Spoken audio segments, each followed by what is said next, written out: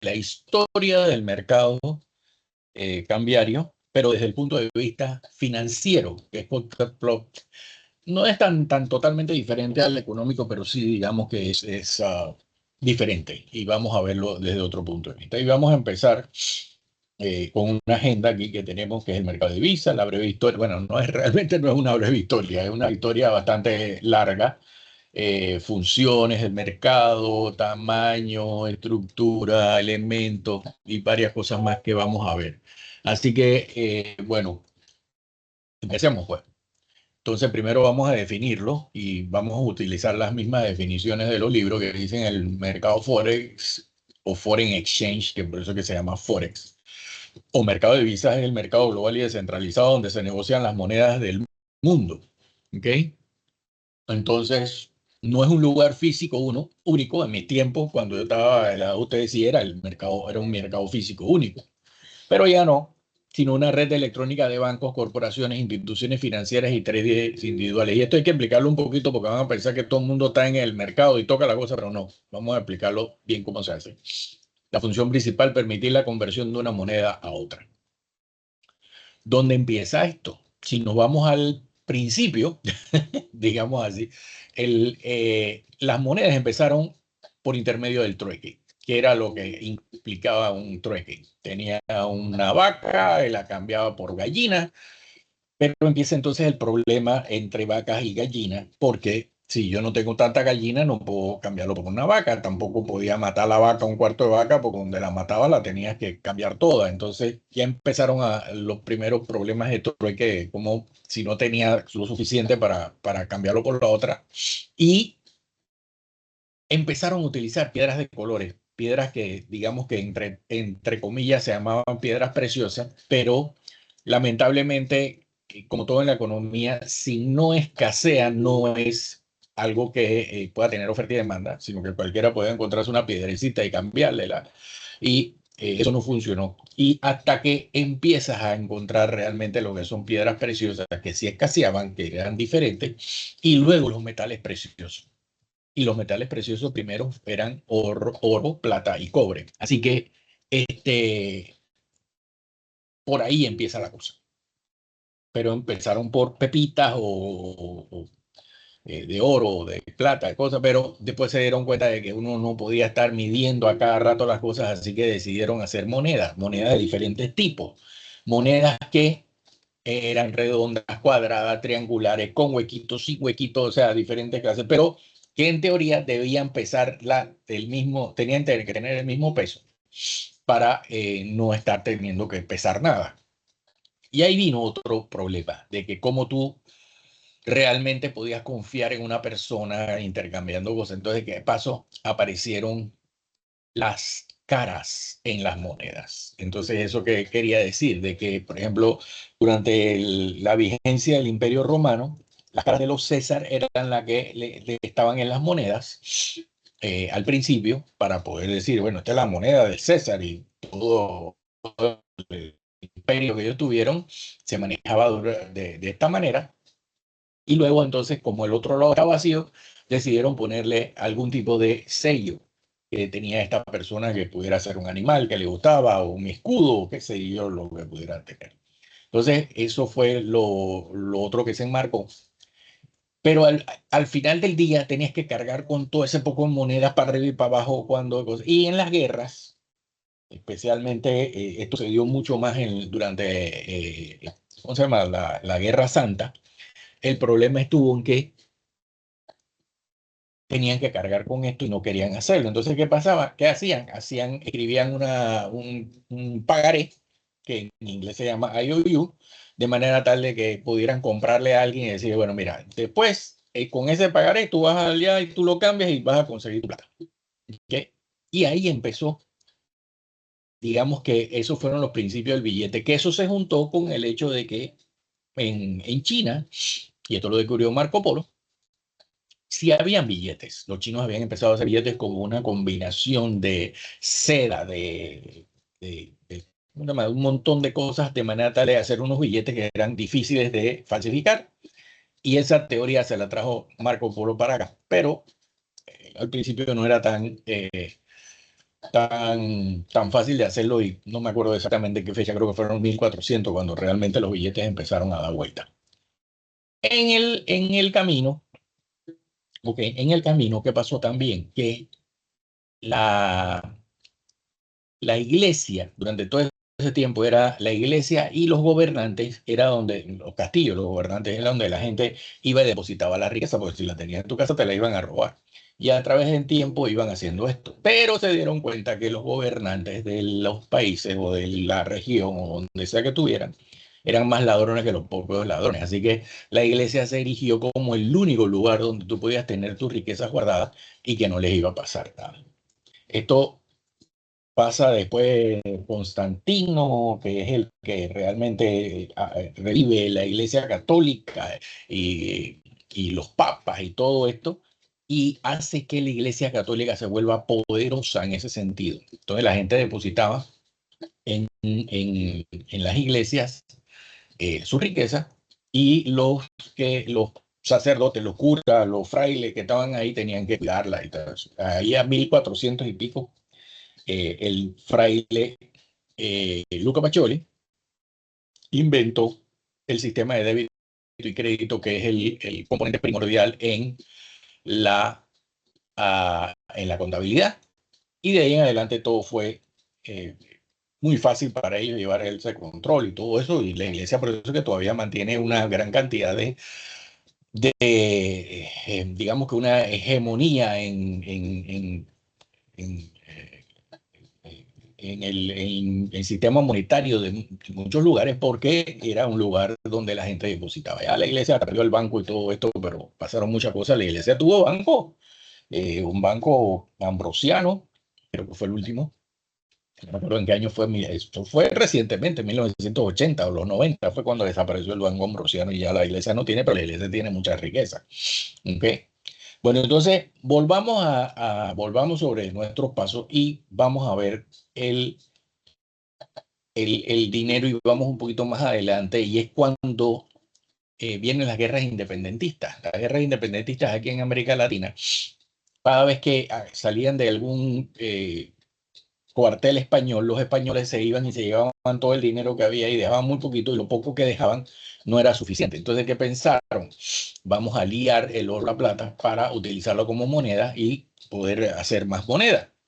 Y efectivamente, acá en Latinoamérica es donde se empiezan a hacer las aleaciones primero, de manera tal de que pudiera alcanzar el dinero para poder seguir independizando el resto de América Latina, de América, o sea, Colombia, Venezuela, Colombia, Perú, Ecuador, todo eso fue con plata recién hecha por medio de las aleaciones. Así que fue bien simpático esto que pasó. Y luego, entonces, en los Estados Unidos, creo que fue para 1840, por ahí, que se hizo el primer billete. No se llamaba dólar. Primero tuvo otro nombre y después vino el dólar un poquito, unos 20, 30 años después. Y que se ha venido utilizando, ¿no? Ha ido cambiando también, pero se sigue llamando dólar. Las otras monedas también han tenido una historia interesante. Pero cuando ya todo el mundo, digamos que éramos en los 1800, ya tenía que haber una norma para poder intercambiar dinero, porque obviamente ya no era el valor de la moneda en oro o plata, sino que eran monedas por medio de aleación o los billetes que no tienen ese valor tampoco. Entonces se decidió hacer el primer patrón oro. Y creo que el primer patrón oro el cambio fue de $17 por gramo, o por libra o por gramo, creo que fue. Y en base a eso era que tú podías tener un tipo de cambio que se mantuvo fijo. Cuando vino la Primera Guerra Mundial, entonces ahí vino y vino la depresión en los Estados Unidos, vino esa crisis y después de la Primera Guerra Mundial, que vino otra crisis, entonces tuvimos que entrar en otro, tuvimos un limbo hasta la Segunda Guerra Mundial, que cuando se acaba la Segunda Guerra Mundial se hace la conferencia de Bretton Woods, donde se hicieron muchas cosas, pero en Bretton Woods entonces eh, se define en un momento dado que el patrón oro ahora es de $35 por gramo. Entonces todo el oro que tú tenías te servía para apalancar o para ser el respaldo de toda tu base monetaria que tú tenías. ¿Okay? Entonces, entre más oro tú tenías, mucho más base monetaria y mucho más peso tenía tu economía. Y lo otro era hacer menos papel moneda de que tenías que hacer. Entonces, y eso se mantuvo por mucho tiempo. De nuevo, cambio fijo en esos tiempos, porque no había otra forma de hacerlo. Se basaba en el dólar, en la cantidad de oro que tú tuvieras y ya. Vamos entonces vamos a ver un par de cosas antes de hablar de qué pasó en 1972. Características y funciones del papel moneda, sustituto de moneda metálica, que esa fue la principal razón por la cual hacerlo, dinero reconocido, herramienta para transacciones, regulación para bancos centrales, seguridad y lucha contra la falsificación, que ese fue otro tema, pero eso podemos hablar un poquito más adelante también. Bueno, ya vimos el papel moneda, que era el origen en China, en Europa, en América. En Estados Unidos lo fue introducido, ve, aquí está el nombre, que fue con los papiros o greenbacks, que fue durante la Guerra Civil, así se llamaba, y luego entonces cambió a dólar. El primer patrón oro, aquí es donde está, que fue entre 1875 y 1914, más o menos, ¿ok? Que era lo que les estaba diciendo, y luego, a ver si hay algún... No, aquí no está. Tenía características de convertibilidad, precio fijo del oro, libre circulación del oro. Todo eso fue antes de la Segunda Guerra Mundial. O sea, entre el 75 y probablemente mucho más allá de 1914. Porque después de de la Primera Guerra Mundial del 18, el mundo cayó como en una serie de cosas que pasaron. Además de que el mundo se volvió loco. Esa generación del 20 al 45 fue una generación que se la pasó fue en fiesta toda la distancia. Y fue los que podían, porque obviamente cuando vino la depresión de 1929, Estados Unidos cayó en un letargo, pero radical. ¿Okay? Y ahí, miren lo que dice acá, durante el periodo entre guerras del 19 al 39, los tipos de cambio no fueron predominantemente libres. Entre 1925 y 31, muchos países restauraron el patrón oro, lo que llevó a que las tasas de cambio fueran principalmente fijas. Todavía ya estamos entrando a principios de la guerra, principitos. Y obviamente durante la guerra eran otros. ¿Se acuerdan? En la guerra, a pesar de que se llevó a cabo primordialmente en Europa y en el Pacífico, afectó a todo el mundo de alguna manera u otra. ¿Okay? Y aquí entonces tenemos no hay hegemonía de tipos de cambio libre, la restauración del patrón oro que hubo ahí, porque después del 14 hubo un desfase, todo esto, y el efecto de la depresión que fue fundamental para todo el mundo, porque le afectó a todo el mundo. Hubo devaluaciones competitivas, hubo una crisis del 31 en varias economías, incluyendo Gran Bretaña, donde ellos abandonan el patrón oro, lo que genera un mayor grado de flexibilidad en los tipos de cambio. Y cuando termina la entreguerra, la mayoría de países habían abandonado el patrón oro, lo que marcó el comienzo de un sistema de cambio más flexible. ¿Okay? Termina la guerra y Estados Unidos entonces se ve obligado a hacer varias cosas. La primera cosa fue quería establecer un financiamiento para todos los países que perdieron la guerra. ¿Por qué? O los que estaban afectados por la guerra, que era Europa, Japón principalmente. ¿Por qué? Porque a Estados Unidos no le convenía un mundo quebrado. Al contrario, le convenía un mundo con dinero. ¿Okay? Y eso fue lo que catapulta realmente Bretton Woods, donde ofrecen el Plan Marshall, que era para reconstruir Europa y Japón. Se hace la ONU, se hace el Banco Mundial, se hace el Fondo Monetario y se vuelve entonces a el sistema patrón oro convertible de $300 por onza. ¿Ven? Entonces, este sistema estuvo vigente entre 1944 y 1971, cuando en el 71, ya podemos irnos ahí más adelante, bueno, ya les hablé de esta ahí. O sea, en el 71 dice, el colapso de Bretton Woods se refiere al fin del sistema monetario internacional post Segunda Guerra Mundial, que se caracteriza por tipo de cambio fijo del dólar estadounidense como moneda de reserva mundial. Este sistema establecido en el 44 se desmoronó gradualmente entre el 71 debido a una serie de factores, incluyendo la inflación, la pérdida de confianza, el dólar y la falta de un mecanismo eficaz de supervisión. Pero realmente cuando ahí entre el 72 creo que fue, Nixon se para enfrente de la cámara y le dice al mundo, ¿sabes qué? Estados Unidos se sale del patrón oro. Y se sale del patrón oro por una sencilla razón. Estados Unidos estaba súper endeudado. La guerra, las dos guerras, tanto Corea, más Vietnam que Corea, habían llevado a Estados Unidos a un tema de endeudamiento enorme. Y entonces Estados Unidos había decidido hacer más billetes. Punto. Esa fue la razón primordial. O sea, búsquenle por donde lo busquen, esa fue la razón primordial. Y entonces Estados Unidos decidió irse a libre oferta y demanda. Pero antes de irse a libre oferta y demanda, lo que hicieron fue que el secretario de Estado en ese momento, Henry Kissinger, se fue a todos los países árabes y prácticamente les torció el brazo para que de ahora en adelante todo el petróleo se vendiera en dólares y no en ninguna otra moneda. Eso fue lo que crea la demanda, se crearon, eso fue lo que crea el petrodólar. Ahora todos esos dólares que se conseguían por medio de la venta del petróleo se llamaron petrodólares y de ahí en adelante Estados Unidos no ha mirado para atrás y se convirtió, ahora sí, en la moneda, se convirtió en la moneda líder del mundo. ¿Okay? Vamos a ver, consecuencia del colapso de Bretton Woods llevó a la transición de un sistema de tipos de cambio flotantes, ¿okay? Que ahí ibas en oferta y demanda. Este cambio provocó mayor volatilidad en los mercados financieros y la crisis de Bretton Woods también marcó el inicio de la globalización con el aumento de la inversión extranjera directa y el traslado de la producción a países con salarios más bajos, que es lo que está peleando Trump en este momento, ¿no? Contra algo que ya viene desde los 70.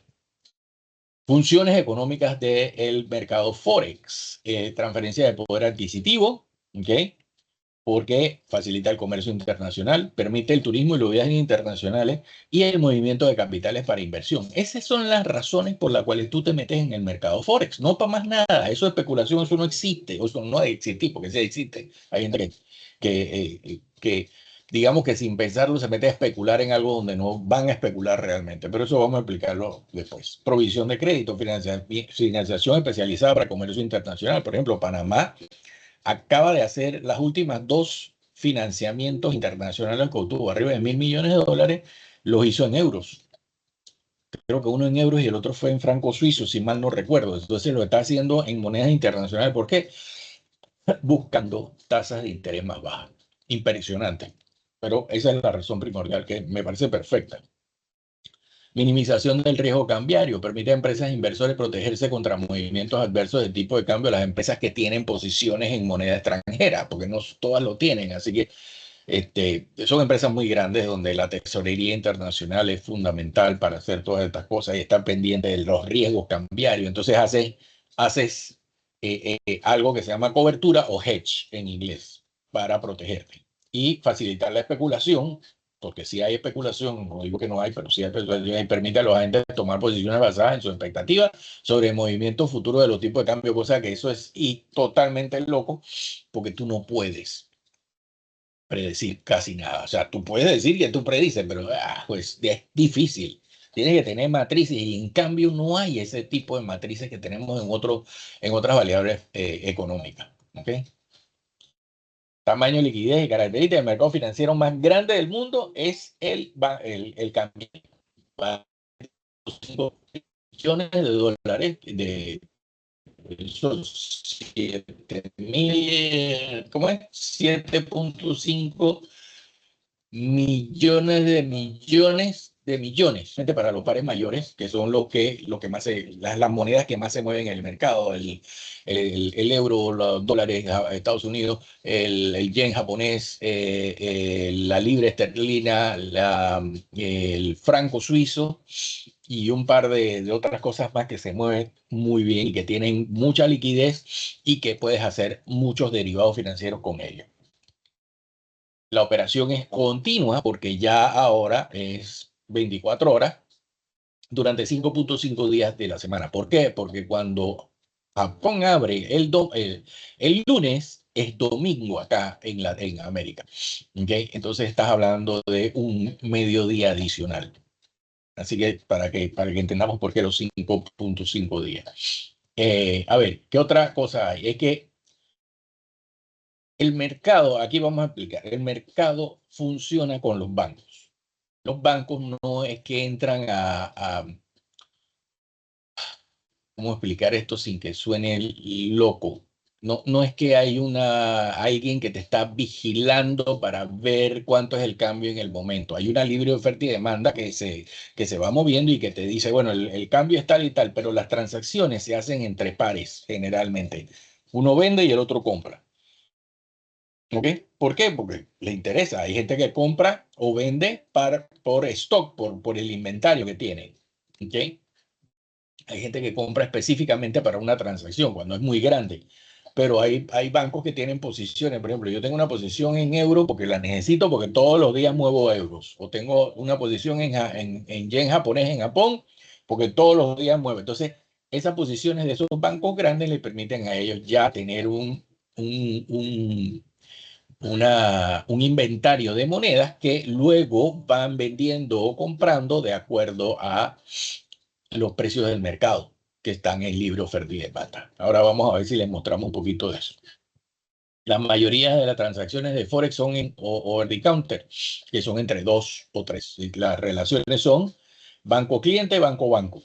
Eso es lo único que hay, porque el único que hace transacciones de este tipo son los bancos. Tendría que ser una corporación muy grande para que tú pudieras hacer un tipo de cambio entre tú y otra persona.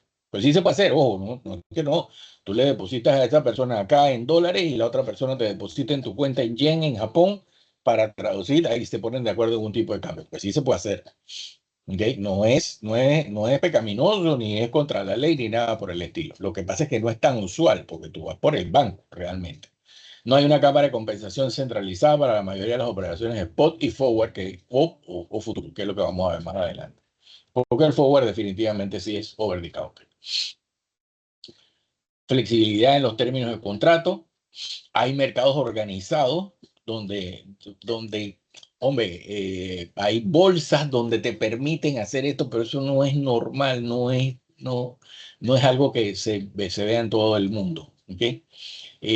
Hay negociación de instrumentos estandarizados como futuros de divisas o algunas opciones. ¿Y dónde se hace eso? En el Chicago Mercantile Exchange, que es el que está ahí en futuro, que está en commodities y que vale la pena ver. Existe una cámara de compensación que actúa como contraparte en ese caso en particular, nada más. ¿Ok? Pero no es que el mercado necesita una cámara de compensación, porque eso es falso. Segmentas el mercado intercambiario, que es el más grande, es el núcleo del mercado de Forex. ¿Ok? ¿Por qué? Porque ahí es donde se centra toda la actividad y donde se debe centrar, porque hay otras locuras que se hacen, pero esas no están bajo los bancos.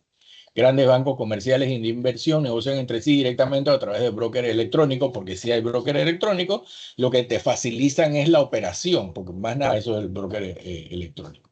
Y forman precios de referencia, que son los precios que les voy a mostrar ahora más adelante. Hay un mercado corporativo de clientes, que son las empresas que te necesitan mover plata de diferentes denominaciones de un país a otro, donde están los exportadores, los importadores, las multinacionales, y donde los bancos actúan como dealers para esta empresa. El mercado minorista, que es el de... Yo no quisiera llegar a mencionar inversores individuales y pequeños especuladores, porque yo no creo en una inversión en Forex. Punto. Tan sencillo como eso. Y tampoco creo en la especulación en Forex. Al contrario, la evito, y donde pueda hablar al respecto les digo que eso no se debe hacer. ¿Okay? Para mí, el mercado minorista es aquel que va a las casas de cambio a cambiar cuando estás de turismo. ¿Okay? Aquí en Panamá, hay en el aeropuerto, y creo que y España hay unos cuantos. Hay como 3 casas de cambio en Panamá nada más. ¿Por qué? Porque en Panamá todo es dólar y acepta dólares y todo el mundo anda con dólares siempre. Aquí difícilmente alguien viene sin dólares a Panamá. Esa es la gran cosa de Panamá. A que pudiéramos poner también aceptar euros, sí. Yo lo empezara a ver ese proyecto lo más rápido posible. Y aceptar tanto euros como dólares en Panamá y tener cuentas en euros o en dólares aquí en Panamá. Y máxime si lo podemos hacer inclusive por medio de billeteras electrónicas donde no debe haber un intercambio real ¿cómo se llama? De físico de monedas. Ok, las divisas que se negocian en pares, ahí están euro contra el dólar contra el yen, la libra esterlina, los francos suizos, todo eso, el dólar australiano que se ha vuelto bien, porque esta gente está haciendo muchas cosas, el dólar canadiense también que se está, y cada uno de esos tienen unos nombres, pues esto es la libra esterlina dicen cable, el franco suizo le dicen Swissie, el Australian dollar le dicen Aussie, el dólar canadiense le dicen Loonie y el dólar neozelandés le dicen Kiwi. ¿Okay? Pero eso son para la gente que trabaja en eso todos los días. Y hay pares menores o cruzados donde no se incluye el dólar, pero sí dos monedas mayores, el euro contra la libra esterlina, el euro contra el yen japonés o la libra esterlina contra el yen. Preguntarán por qué el euro contra la libra esterlina y es porque Inglaterra nunca aceptó el euro como moneda, sino que se mantuvo con su moneda igual que los francos suizos. ¿Okay? Ellos decidieron hacerlo. No es que no formen parte de la Unión Europea, pero no forman parte de la zona euro per se. Y hay otros pares exóticos que son una moneda mayor con una economía emergente, que en este caso hablas del peso mexicano y la lira turca, pero más el peso mexicano, yo no estaría tan claro de que sea un par exótico, sino como un par menor, ¿okay? Porque definitivamente el peso mexicano ha ganado mucha importancia en el mercado. Luego entonces tienes y un resumen aquí donde qué es Forex, el mercado global descentralizado para el intercambio de divisas, cuáles son sus funciones, transferencia de poder adquisitivo, crédito, cobertura, especulación. Es el mercado más grande y líquido, opera 24 por 5.5 días, principalmente over the counter con segmentos interbancarios, corporativos y minoristas, y las divisas se negocian en pares, las majors son las más importantes.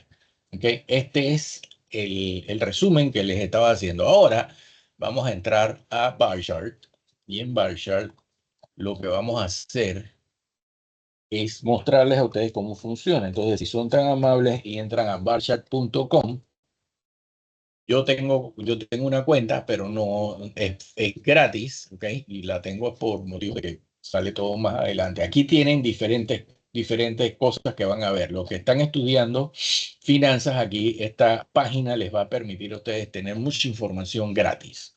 Lo que vamos a hacer nosotros es que vamos a entrar a Currency. ¿Por qué vamos a entrar a Currencies? Porque vamos aquí y después al Forex Market Overview, ¿ok? Y una vez que entramos aquí, vamos al Full List. ¿Por qué vamos a entrar a este? Este es el mercado spot. Y este es el mercado. Yo quiero cambiar y esto es lo que me está saliendo en este momento. Este mercado está en vivo y como están viendo, ahí se ven cuando se van moviendo las monedas. Es súper interesante y esto es gratis. Entonces ustedes pueden ver rápidamente qué monedas se están moviendo y por qué se mueven. ¿Ok? Aquí están todas. Aquí está el símbolo contra el nombre de la moneda. Y aquí tenemos el dólar index. El dólar index, ¿qué es? Es cuánto vale el dólar contra él mismo. ¿Okay? Es un índice contra el tiempo. Cuando él está arriba de 100, ¿ok? Es que ha ganado el dólar precio, ha ganado valor.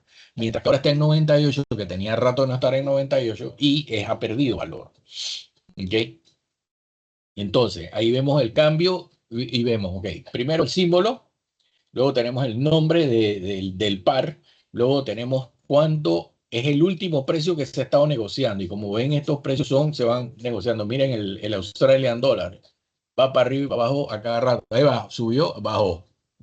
¿Okay? ¿Por qué? Porque es libre de oferta y demanda. Y aquí es donde ganas plata, en las milésimas de centavos, del milésimo de dólar.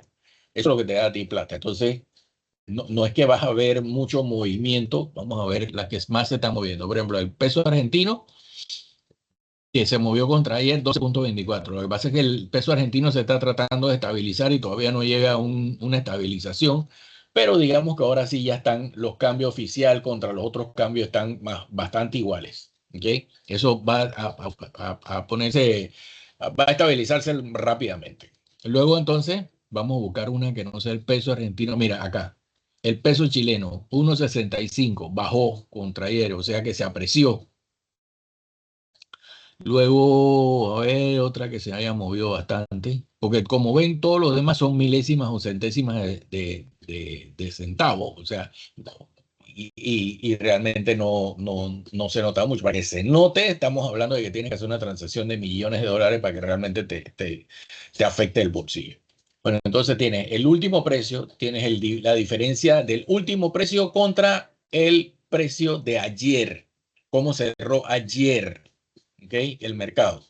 Luego tienes como el porcentaje de cambio de ayer contra el last.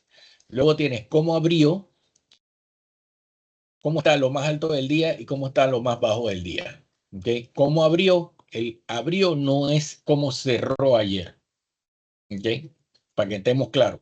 Porque ayer pudo haber cerrado en, digamos que en 1273, 1275, pero él abrió esta mañana en 1273, 73, 80. ¿Por qué? Porque el mercado, las cosas no paran a las 5 de la tarde en ningún país.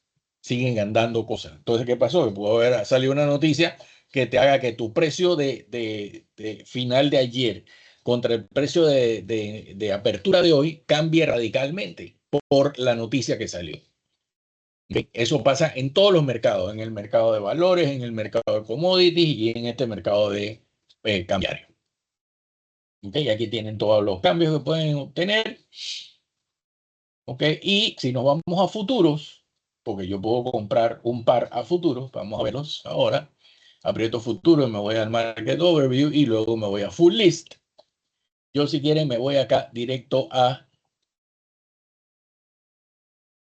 Currencies. Y una vez que entré a Currencies me van a salir todas las currencies que puedo comprar en futuro. ¿Ok? Y generalmente son los pares que son mayores y por ende van a ver aquí ya que el peso mexicano ya estaba en futuro. Yo puedo hacer compras en futuro. El Brasil, el Real de Brasil está. Creo que la Argentina no está todavía. Okay, creo que los únicos dos países que están son Brasil y México. Ni Chile no tampoco. Y los otros grandes. Okay. Entonces, con eso terminamos la clase de hoy. Vamos a seguir, creo que vamos a seguir hablando un poquito más de temas y nos vemos la próxima semana.